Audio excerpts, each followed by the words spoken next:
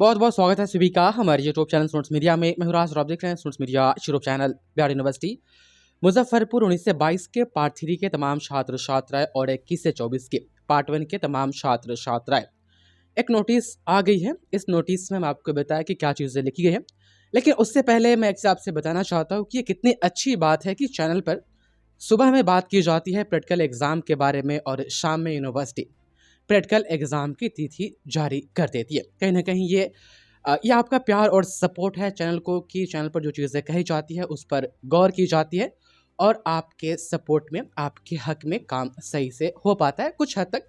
अब पूरा तो खैर नहीं हो पाता, लेकिन हाँ कुछ हद तक है कि आप अपना सपोर्ट और प्यार चैनल के प्रति दिखाते हैं तो आपका काम भी कुछ हद तक हो ही जाता है।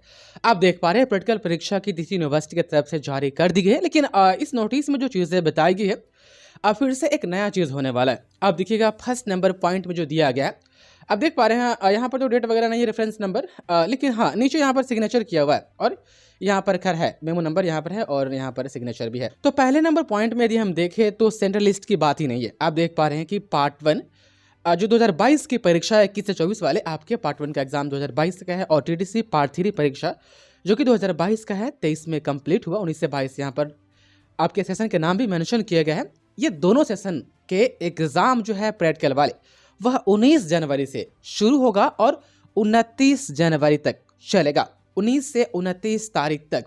अब देख लीजिए संयुक्त रूप से गृह महाविद्यालय में आयोजित की जाएगी और यह एक शब्द गृह ये सेंटर लिस्ट जारी होने से बचा देती है।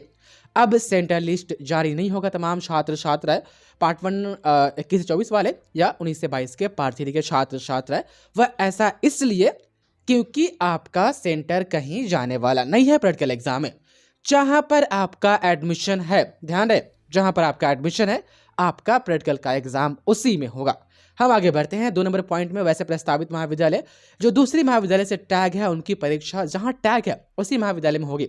19 से 22 के हम कहें तो पार्ट 3 के छात्र छात्र हैं। आपको याद होगा आपके वक्त भी जब पार्ट 1 का जब एग्जाम होने वाला था तो नॉन अफिलिएट कॉलेज का मामला आया था।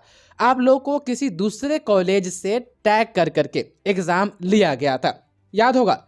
ये छपरा और सिवान के छात्र छात्राओं के साथ ज्यादातर मामला ये आता है। तो वैसे छात्र छात्राएं यदि आपके कॉलेज को टैग किया गया था किसी दूसरे कॉलेज के थ्रू आपको पार्ट 1 पार्ट 2 पार्ट 3 का एग्जाम दिलवाया गया है, तो जिस कॉलेज में आपको टैग किया गया वहां पर सेंटर होगा। यदि आपको समझ में नहीं आता कि क्या माजरा है टैग तो एक बार अपने महाविद्यालय से इस विषय में बातचीत कर लीजिएगा, या जो आपका मेडिएटर होगा, मेडिएटर मेन चक्कर हो जाता है जो नॉन अफिलिएट और अफिलिएट वाला मामला फंसा देता है छपरा सिवान से कुछ छात्र छात्राओं के साथ, तो उनसे आप बातचीत कर लीजिएगा। लेकिन तमाम छात्र छात्रा आपका जहाँ पर एडमिशन है 21 से 24 वाले या 19 से 22 वाले प्रैक्टिकल का एग्जाम आपका वहीं पर होगा। अब तीसरे नंबर में है कि प्राचार्य अपने स्तर से जिला के कॉलेजों से अर्हता प्राप्त शिक्षकों को बाह्यवेक्षक नियुक्त कर प्रायोगिक परीक्षा संपन्न कराएंगे। 3 नंबर जो पॉइंट है ये तमाम कॉलेजेस के प्रिंसिपल सर के लिए है कि आप जो है कि बाहर से एक्सटर्नल जो टीचर है उनको नियुक्त कीजिए, जो एलिजिबल होंगे इस मैटर में उनको नियुक्त कीजिए और उनसे आप प्रैक्टिकल का एग्जाम लीजिएगा। और 4 नंबर पॉइंट में आप देखिएगा तो कहा जा रहा है कि प्राचार्य द्वारा नियुक्त किए गए बाह्य परीक्षकों की सूची विश्वविद्यालय के परीक्षा विभाग में जमा कराएंगे। यानी ये जो है 3 नंबर 4 नंबर और 5 नंबर तमाम छात्र छात्राएं ये आपको ध्यान नहीं देना है। और 6 नंबर में उपरोक्त दिए गए मेल का उपयोग केवल प्रायोगिक परीक्षा का अंक भेजने के लिए ही मान्य होगा।